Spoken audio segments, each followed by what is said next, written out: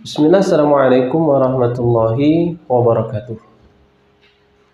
Kita lihat, baru-baru ini sangat banyak sekali hal-hal yang berkaitan dengan permasalahan musik yang sangat viral sekali di media sosial.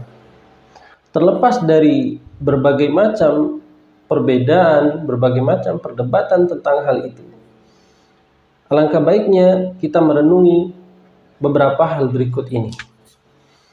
Yang pertama, ketika Allah Subhanahu wa taala menurunkan Al-Qur'an surat Luqman ayat ke-6, kata Allah Subhanahu wa taala, "Wa minan nasi may yashtari lahwal hadits liyudilla an sabilillahi bighairi ilm wa yattakhidhaha huzwa. Ulaika lahum 'adzabun muhin."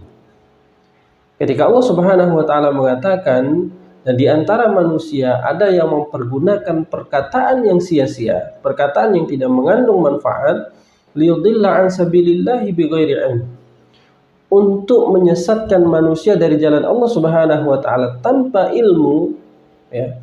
Wa yattakhidhaha huzwa, kemudian menjadikannya sebagai bahan olok-olok. Kata Allah Subhanahu wa taala, ulaika lahum adzabun muhin. Maka bagi mereka, kata Allah Subhanahu wa taala, azab yang sangat pedih.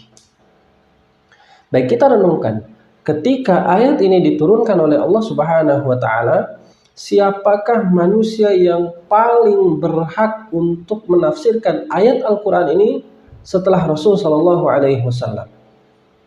Siapakah mereka yang paling berhak dan yang paling paham setelah Rasul sallallahu alaihi wasallam tentang maksud ayat ini? Ya, mereka adalah para sahabat Nabi Shallallahu Alaihi Wasallam. Mereka yang lebih paham, mereka yang lebih tahu tentang maksud ayat ini setelah Nabi Shallallahu Alaihi Wasallam.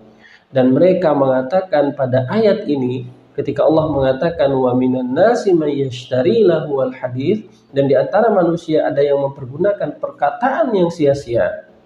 Kata lahwal hadits di sini, para sahabat mengatakan bahwasannya maknanya adalah al-ghina, yaitu nyanyian. Dan bisa kita lihat di antara tafsirnya yang menyebutkan tentang hal itu adalah disebutkan oleh Imam At-Tabari, disebutkan juga oleh Imam Ibnu Katsir rahimahullah ta'ala. Dan mayoritas para sahabat menjelaskan tentang ayat ini adalah bahwasannya ayat ini adalah menjelaskan tentang pengharaman musik dan nyanyian. Ibnu Mas'ud menyebutkan tentang hal itu. Ibnu Abbas menyebutkan tentang hal itu.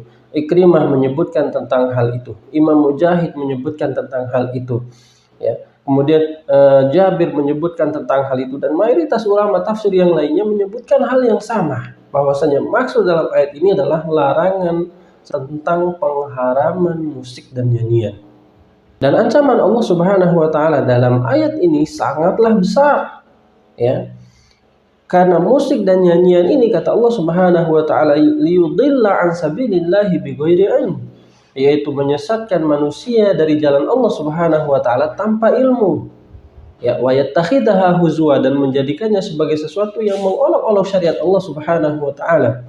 Maka Allah mengancam, ulaika lahum adzabun muhin. Maka bagi mereka adalah azab yang sangat pedih. Maka berdoalah kepada Allah Subhanahu wa taala semoga kita tidak termasuk orang-orang yang mencoba menghalalkan apa yang Allah Subhanahu wa taala haramkan. Kemudian yang kedua, Nabi Shallallahu alaihi wasallam menyebutkan dalam hadis yang sahih, dan hadis ini disepakati oleh mayoritas para ulama tentang kesahihannya. Hanya sebagian kecil dari para ulama yang mengatakan hadis ini dhaif. Imam Bukhari mengatakan hadisnya sahih. Ya, Imam Al-Baihaqi mengatakan hadisnya sahih, Ibnu Hibban mengatakan hadisnya sahih, Imam Nawawi, Ibnu Hajar, Ibnu Salah, ya, Imam As-Sakhawi, dan imam-imam yang lainnya menyebutkan hadis ini adalah hadis yang sahih.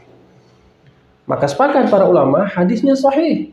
Apa isi hadisnya? Kata Nabi sallallahu alaihi wasallam, la yakunanna min ummati aqwamun yastahilluna al-hira wal harir wal khamr wal ma'azif.